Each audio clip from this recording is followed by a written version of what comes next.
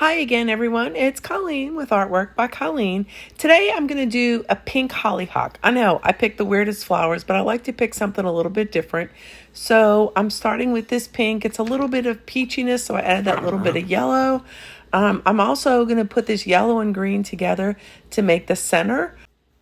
I'm rolling it into a bullseye cane with the light yellow in the inside and then the green on the outside, stretching it out a little bit to make it more the right size I need, cutting it down. Now I'm covering it with the dark pink, which is kind of the highlight of what you can see. You can just put little pieces together like I just did, because honestly, once it's all put together, it doesn't really matter.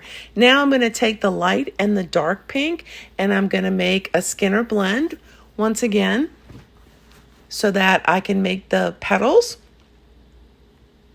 And there it is, all stretched out. And with it, I'm going to accordion fold it so that it's going to have the depth of the light pink to the dark pink when the petals together. It's taken me a minute to fold it here because, as you can see, it's a pretty long piece. Accordion's pretty easy. It's what I do for the majority of all my work after I do the Skinner blend. Once I have it shaped to the way I need it and stretched out a little bit like this, I'm going to take some white, small strips, and I'm going to slip them into the little slits that I've made, as you can see.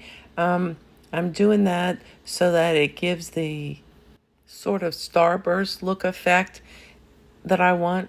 And you can just take it piece by piece. They don't have to be the exact same depth that you go in. But I wanted to do several across there, as you can see here, and I just trim off the ends that I need to. I pieced it in because, as you all know, once you reduce it down some more, it's really not going to matter. Now that I have it all in, I'm going to push that towards the center because that's the part that's going to go along the middle of the flower, because when you get a closer look, you can see that that's how the middle looks.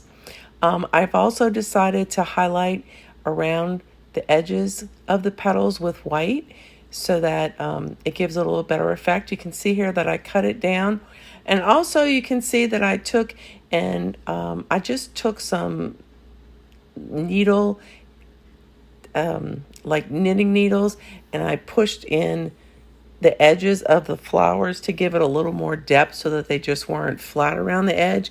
And in order to keep that from flattening out when I go to reduce it, I'm just going to put little kind of triangles in each of the little areas in order to keep the definition of the petals intact. Once I have that all around, the little triangles filled in, and it just takes a few minutes, and I mean, I think it's worth it. If you don't think it's worth it, you can just do flat edges. Once you're finished that, you're just going to want to put the plain outline. I used blue because I had plans to make kind of a compilation when I finished all these, and so I wanted the blue backgrounds to blend in. As I finished reducing this cane, I just wanted to take the opportunity to thank y'all for watching. If you liked the video, please hit the like button and subscribe if you haven't done so. Thank you guys so much for watching. I hope you enjoyed this.